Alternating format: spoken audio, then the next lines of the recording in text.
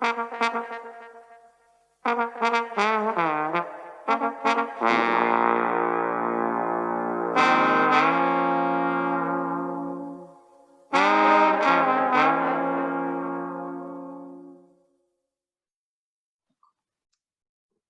and welcome to another edition of Roots to the Bone, where we interview ska and reggae trombonists. And I'm delighted to introduce my guest this week, Mr. Jeremy Roberts from DC ska band, the Pietasters. Welcome to Roots to the Bone, Jeremy. Great to have you here. Or Jer, as I believe you're known to by your friends. Yeah, Jer Bear.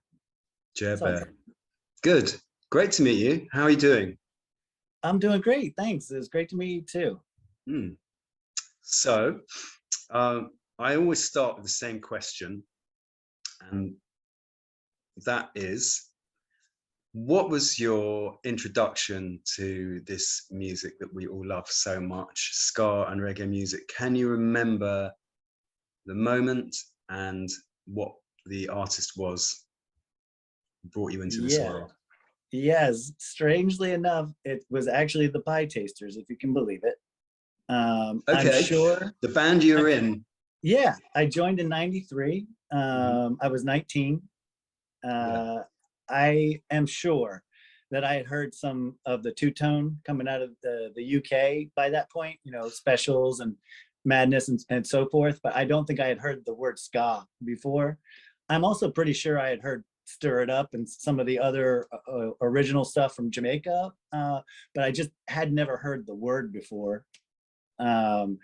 I was playing in a jazz band as a part of my university at George Mason University, and one of the trumpet players asked me if I wanted to come with him to a practice and check out this ska band, and so I went, and I've been playing with the outfit ever since. So that was my first introduction to the word describing this genre.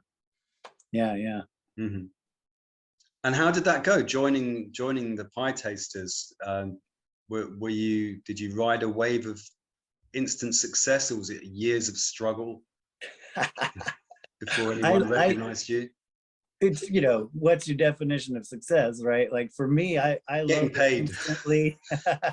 I loved it instantly. I mean, that the Pietasters will moonlight in ska and reggae and soul and rock and even some punk and lots, even things like calypso and bossa nova. And I love the dynamic range that the group had. When we would play live, people would just sweat and dance and love every minute of it and come up and give me a hug after. And it was really powerful for me, just seeing how it affected people. So for me, it was instant success. Now, if you're talking about from an industry perspective, it was a bunch of smelly guys getting into a van and driving around and around and around and around the US over and over. And slowly, I think we sort of built an audience, and we're in a pretty good place now. But, you know, I've never really considered it sort of a financial success or a business success, but I also have never considered that being our primary goal either.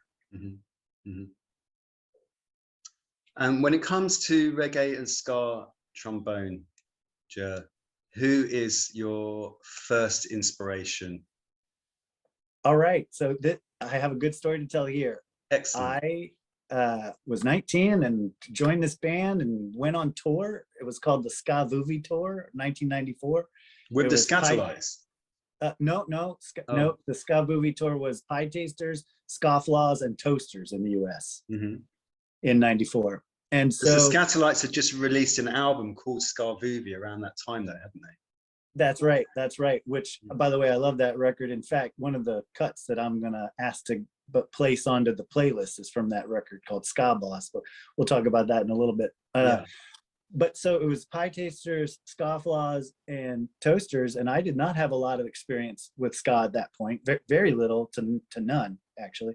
So my first actual trombone influence in the ska genre that I knew was ska was Buford O'Sullivan, who was playing with the Scofflaws at the time, and who I think you interviewed as a part of the series already. Yes, we have interviewed Buford, yeah.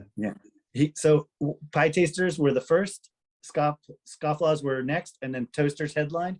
So my first influence was after I got off stage, I was like, all right, what are these other bands about? I didn't know anything about them. And so Buford got up there with the Scofflaws. And I think I have probably learned more about what the instrument can do in a live setting from him than maybe any other single individual. Now, Rick Faulkner was playing with the Toasters at the time. Who we've also interviewed. I'm plugging all your other interviews. So I learned a lot from those two players right off the bat that first night, but then over an extended period as the tour went on for however long it went on. Yeah. And what about any original foundation players? Do you go back to the likes of Drummond, Rico, and Vin Gordon, and those guys? Yes, I mean, I like all three for different reasons. I cannot claim to have been heavily influenced during my formative stages by them, because I did not become aware of their work until after I joined the Pietasters. I was sort of already doing some of this stuff before I knew Don Drummond or Rico or Vin Gordon. Now, if I were to sort of just editorialize a little bit, I would say, maybe this is not that popular of an opinion, but I'm not really that into Don Drummond's playing for the sake of trombone. I love his composition. I love the way he plays the instrument in the context of ska and in the context of the music that he writes. But for the sake of the instrument, I'm much more of a Rico type. I'm a riff rocker. I really love, I'm a constructionist. I believe that, I don't know. It's hard for me to explain, but I really like the hook. Yeah. And I'm not saying that Don Drummond doesn't have a ton of amazing hooks. He does. I just happen to like a lot of the stuff that Rico did more. And then Vin Gordon, I love Vin Gordon. Heavenless is actually another one of the cuts that I was hoping to get on the playlist. I absolutely love this. It's already on there, 2 versions. Okay, excellent. Okay, great. Yeah, anybody that can put trombone over top of a reggae beat that hadn't been invented yet, and that everybody like takes and turns into 1,000 different versions. I mean, I love that kind of stuff. But yeah.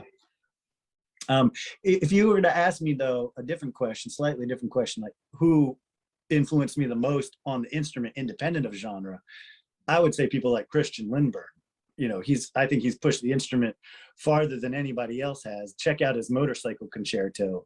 Or I've never heard of him. Who's what? Tell me just something briefly about him. He's like a superhero of trombone. He's a virtuoso.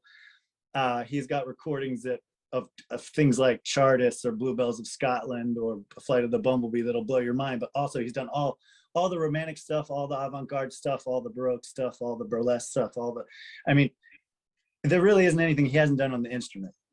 He's like, I'm trying to think of another example. Like, he reminds me of Dennis Brain, who was a horn and F player a long time ago. Somebody who could just make the instrument do things that you can't even comprehend. Christian Lindbergh, check it out. Okay. On a sweeter sort of something a little closer to the ska, but really still in the jazz. In the jazz, I'm a big fan of Irby Green. I don't know if you ever heard his Christmas album, A Cool Yuletide. That is one of my favorite albums of all time. Such sweet styling, such command of the instrument, such an ability to be creative, but within the constraints of the aesthetic that he was trying to work within. And that's what I really prize. Creativity I love, but not blue sky. I don't want blue sky on trombone. I want people to be creative, fitting within the constraints that the genre. And I think that's another one of the reasons I really gravitate towards Rico and his playing style. I was actually influenced by Rico very early on through his work with Linton Kwesi Johnson. I just didn't know it was him at the time. I didn't know that was him on the sort of what was it, Forces of Victory album and Bass Culture albums. I love those songs. Again, I love riff rocking. I love hooks, and that's what I'm all about. Like, if you want to, and that was going to be another song I was going to ask to put on the playlist, was "Fight Them Back" on Linton Kwesi Johnson's Forces of Victory album. I love it. Fight Them Back. I'm just trying to think how does. Yeah. Yeah, and the version of that on LKJ and Dub as well. Yeah, I can remember sitting listening to that as a teenager in my brother's bedroom. Great. So memorable. I heard it once and I went and hummed it the rest of the day. I love it. I think that was my introduction to dub, actually. Yeah.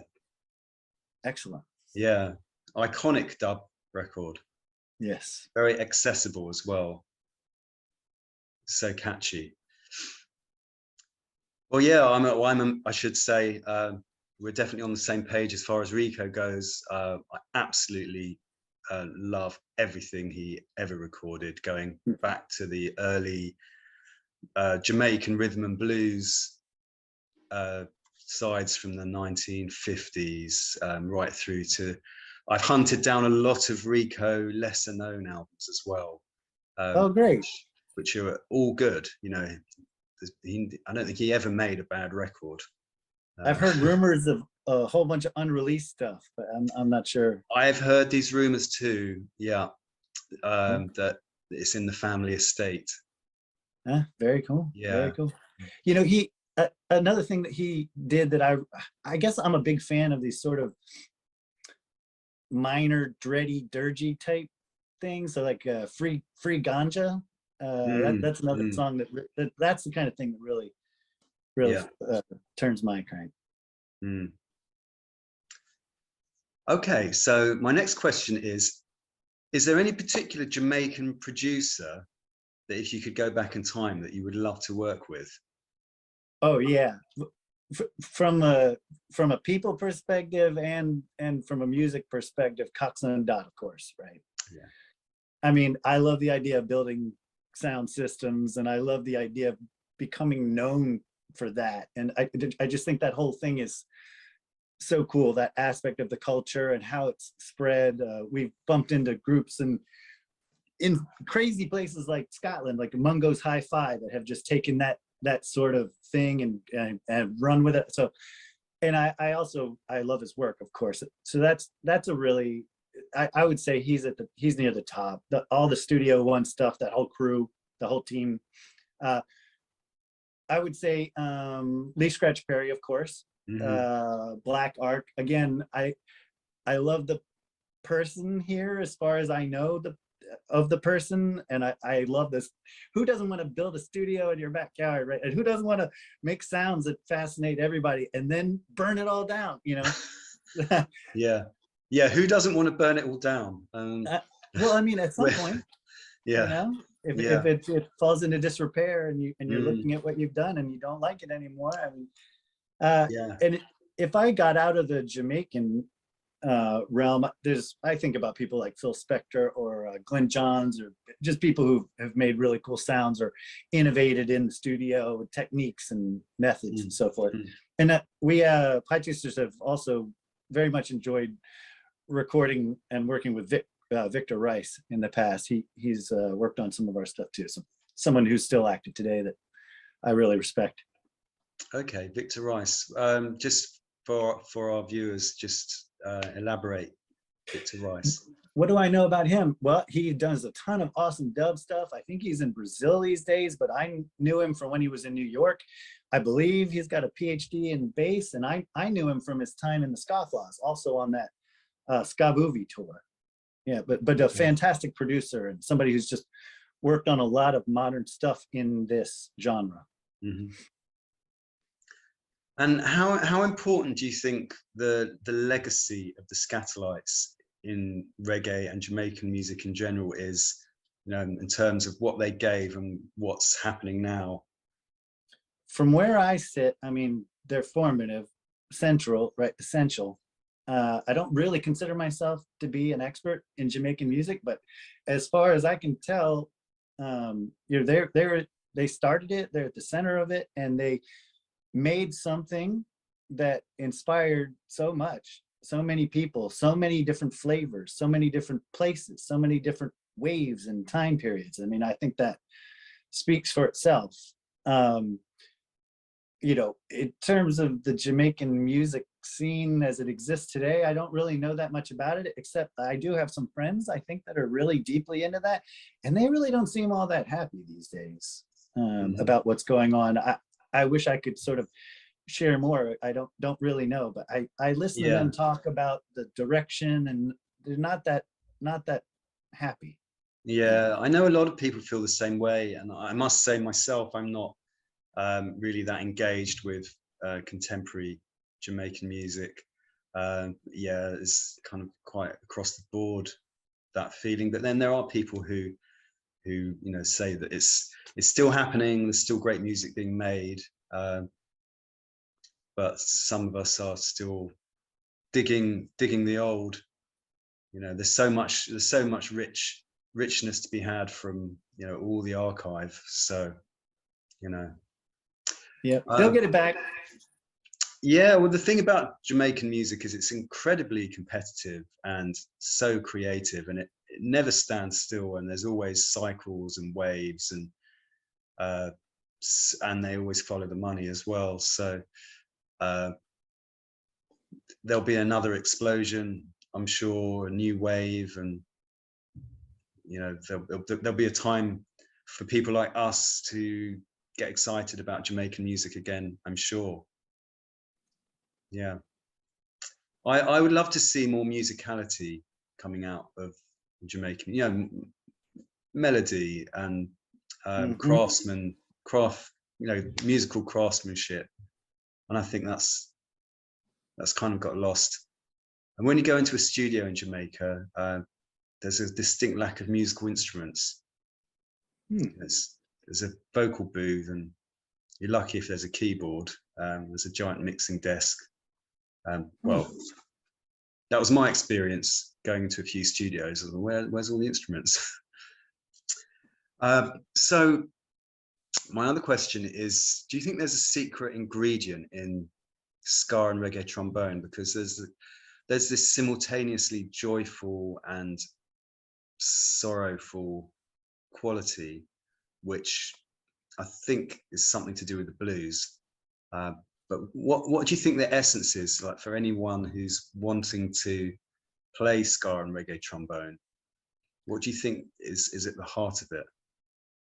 Well, I guess I sort of touched on this a little bit a minute ago. See if I can dig in a little deeper here. I think the design challenge that I mentioned, right? You're getting away from being sort of totally open-ended. I'll just admit, I'm really not sort of a free-form jazzer type. I really like the idea of having to work within a set of constraints. And I think that, you know, I personally have never really developed a technique, I think, that would allow me to enjoy being more open-ended or more free-form, like some of the sort of jazzer influences. And I think in terms of ska, at least my experience of ska and reggae and the live, it's almost all of my experience really boils down to the live experience. So I got to ask myself, who am I entertaining and why? What kind of audience? And what's the mechanism that drives everyone's enjoyment? Is it people thinking that I'm a great instrumentalist? Not for me, because I'm not.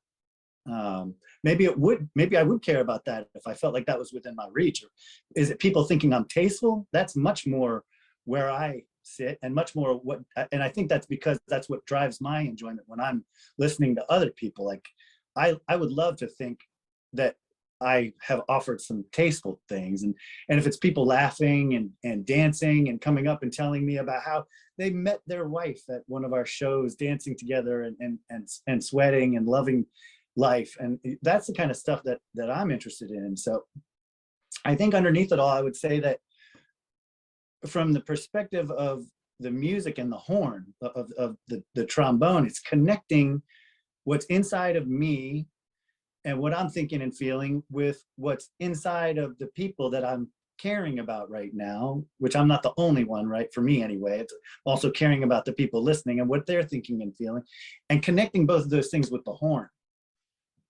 So I think trombone's a really expressive instrument. It sounds like the human voice.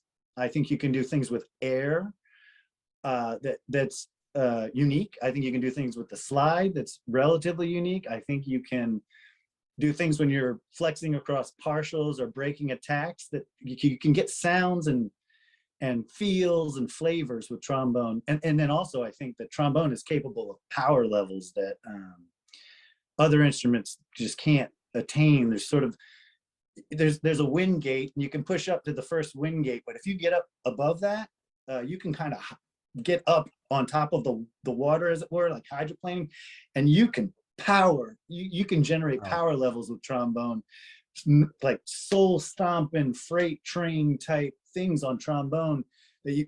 And so I think, you know, I'm not really sure I'm answering your question. I'm just trying to paint a picture of the people involved. Yeah, the people involved and what's inside of them, and the horn and what it's capable of, and my own ethos in terms of like what am I even trying to do? Yeah. Well, that's so inspired. Where you put that into words, Jer. Yeah, I feel your passion for the instrument. I love playing live, and I love watching people's butts move. I love people dancing. I love it. Yeah, that's what I'm about. Yeah, great. Yeah. Okay, so just finally, we ask everyone to contribute a couple of tracks to the ongoing Spotify playlist. What do you have for us? I was mentioning that LKJ, Fight Them Back. Yeah. You said you already had the Vin Gordon Heavenless couple versions on there, right? Yeah. So instead of that, I'm gonna ask to put Rico Free Ganja on there. Tune. Great. And then Skatalites, Ska Boss. It's on that Ska Boovie, that '94 Ska Boovie album. Okay. Ska Boss, another like minor dirgy type with a fantastic trombone solo and an amazing hook that I've tried to steal pieces from, like real serious inspiration for me. Also, I chose that because I wanted to at least pick some stuff that came out or that was written and recorded while I have been working, you know, not necessarily just the old stuff. Although I will say this, if anyone in your series or you or anything can help me find out who actually played that trombone solo on Ska Boss, I look at the liner notes, and I know Steve Turr was doing some of the cuts on that album, but I think I've seen other sources name someone named Louis Bonilla or Bonilla, but I'm not familiar with his work. And anyway, if any of your friends in this whole interview endeavor know definitively who played that trombone solo, I would like to know. I really would like to know. Yeah. Okay. I'll file the request and see what I can do. Jeremy, thanks so much for coming on. It's been a pleasure talking to you. And thank you out there for following Roots to the Bone. If you love these interviews, please do subscribe and stay with us and follow the journey. And see you next time. Thanks, Adam.